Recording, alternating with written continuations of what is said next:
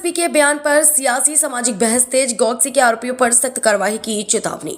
Reporter Mohammad शाहजा। Rampur में police अधीक्षक अनिल कुमार सिसोदिया की एक प्रेस वार्ता के दौरान कही गई बातों ने अब चर्चा तेज कर दी है। गौकसी की घटनाओं पर सख्त कार्रवाई की चेतावनी देते हुए एसपी ने कहा कि पिछले दिनों शहर के अलग अलग क्षेत्रों से सामने आई गौकसी की घटनाओं को लेकर पुलिस करीब 5 से 10 वर्षों से वांछित और हिस्ट्री शीटर आरोपी के साथ साथ उनसे जुड़े लोगों का रिकॉर्ड तैयार कर सत्यापन कराएगी।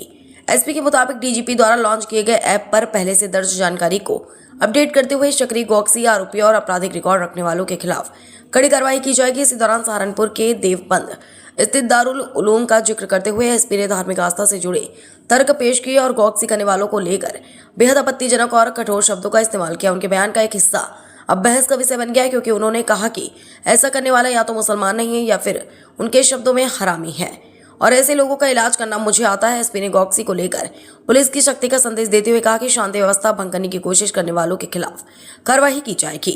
वहीं उनके बयान में इस्तेमाल भाषा को लेकर भी सवाल उठ रहे हैं कि एक वरिष्ठ पुलिस अधिकारी द्वारा अपराधियों के खिलाफ कार्रवाई की चेतावनी देते समय किस तरह की भाषा का इस्तेमाल किया जाना चाहिए। मामले में पुलिस अधीक्षक अनिल कुमार सिसोदिया की बाइट भी सामने आई है। अब देखना होगा कि इस बयान पर आगे क्या प्रतिक्रिया सामने आती है और गौकसी के मामले में पुलिस की कार्रवाई किस दिशा में बढ़ती है।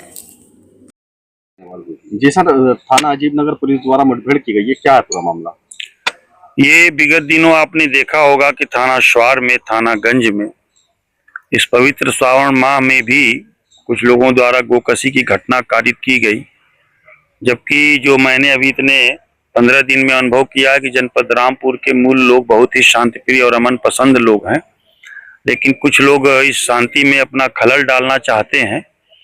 तो मैंने एक अभियान चलाया है कि थानों पे जो भी 5 साल 10 साल गोकसों की सूची है उनका सबका सत्यापन कराया जाए, डोजियर बनाया जाए, उनकी पोस्टकार्ड साइज की रंगीन फोटो लगेगी। पूर्व के मुकदमों में जो जेल गए हैं उनके जामींदारों का नाम पता, हमारे डीजीपी महोदय द्वारा ऐप चलाया गया, उसमें सबकी पहले से फीडिंग है। रिक्राइम करेंगे तो दोबारा उनकी फीडिंग करके उन पे कार्रवाई होगी। इसी में जो एक्टिव गोकश लोग हैं, इसमें तलाश में लोग थे, इमरता के जंगल में कुछ लोग पुनः इस तरह घटना कारित करने की फिराक में थे।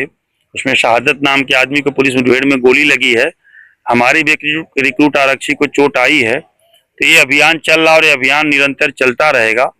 एक जो सर इसका कुछ आपराधिक इतिहास भी है? आपराधिक इतिहास है और ये बस्ती जिले से एक्ट ऐप में फीड है, एक गैंग मेंबर भी है। बीच के सत्यापन में ये नहीं, जो दानिश है वो बस्ती जिले के गैंग में फीड था और इसके पहले जो सत्यापन हुआ तो ये बताया गया कि उत्तराखंड में कहीं मजदूरी करता है। फिर इसने आके सोमवार के दिन एक घटना कराई और हमारे गंज पुलिस ने, सीओसीटी ने बहुत अच्छी मेहनत की, घटना 10 घंटे के अंदर वर्कआउट हो गई।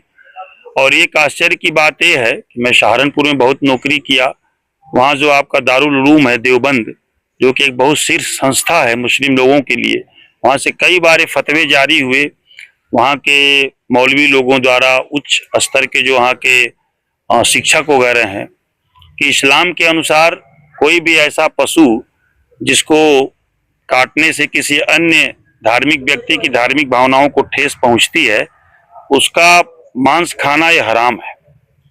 रामपुर में इसकी पहल करेंगे मुस्लिम धर्म, सच्चा मुसलमान जो है कभी इस तरह काम नहीं कर सकता है। तो जो लोग ये काम कर रहे हैं, मुझे बड़ा आश्चर्य है कि या तो मुसलमान नहीं या तो बहुत हरामी है।